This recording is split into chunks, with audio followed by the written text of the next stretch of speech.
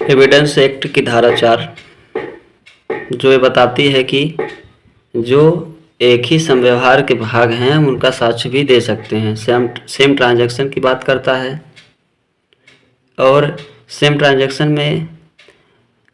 कोई भी तथ्य जो ना तो विवादक है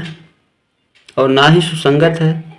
लेकिन वह विवादक तथ्यों और सुसंगत तथ्यों से इस प्रकार जुड़े होते हैं कि हम उन्हें एक ही समव्यवहार का भाग मान सकते हैं। जैसे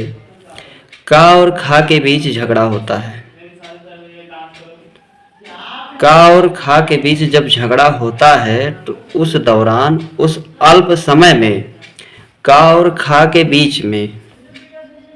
मान लीजिए गाघा या अन्य लोग थे जिन्होंने उस घटना को देखा हो या सुना हो, या का और खा के बीच जो झगड़ा हो रहा था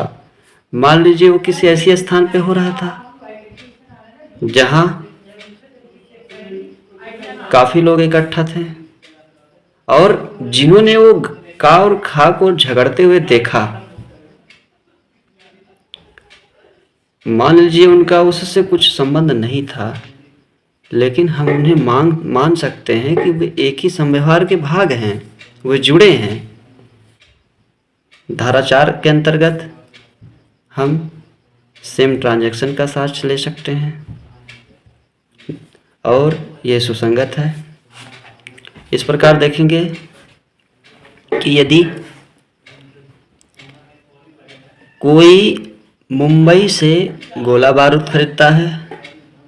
लखनऊ में हथियार इकट्ठा करता है और आजमगढ़ में लोगों को इकट्ठा करता है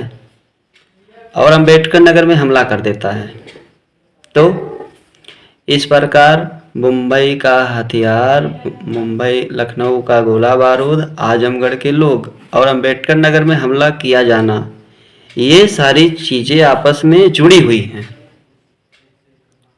ये सेम ट्रांजैक्शन है, एक ही समव्यवहार के भाग हैं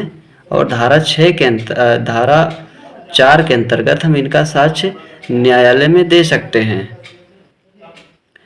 अब सेम ट्रांजैक्शन में एक चीज हम और देखेंगे। मान लीजिए कोई दिल्ली से लेटर आता है एक व्यक्ति के पास,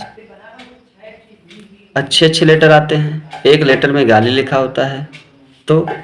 अब उस दौरान उन सब के बीच में जो भी संसूचनाएं हुई हैं, जो भी कम्युनिकेशन हुआ है, वो सारे लेटर एक ही समव्यवहार के भाग माने जाएंगे। हम इन्हें कह सकते हैं सेम ट्रांजैक्शन। और ये विवादक तथ्य और सुसंगत तथ्य ना होते हुए भी इस प्रकार से विवादक तथ्य और सुसंगत तथ्यों से जुड़े होते हैं कि हम इन्हें एक ही समव्यवहार का भाग मान सकते हैं।